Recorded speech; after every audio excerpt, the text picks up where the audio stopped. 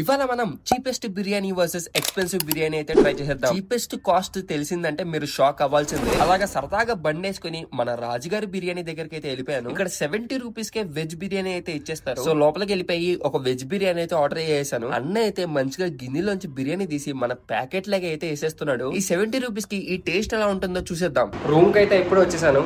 కొంచెం ఫ్రెష్ అయిపోయి స్టార్ట్ చేద్దాం మన వీడియో. ఆహా, బిర్యానీ ప్యాకెట్ చూసారు ఎంత ఉందో.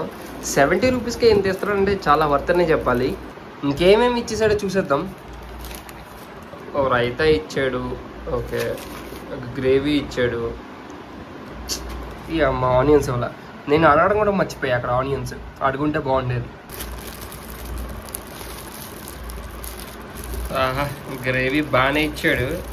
ఇది వచ్చి చావట్లేదు. ఇంకమ్మ నేనే వీడియో తీసుకోవాలి, నేనే వడ్డించుకోవాలంటే కష్టం అవుతుంది. ఓకే, బాగానే గ్రేవీ ఇచ్చాడు. రైస్ కూడా బాగానే ఉంది. ఇప్పుడు టేస్ట్ ఎలా ఉందో చూసేద్దాం.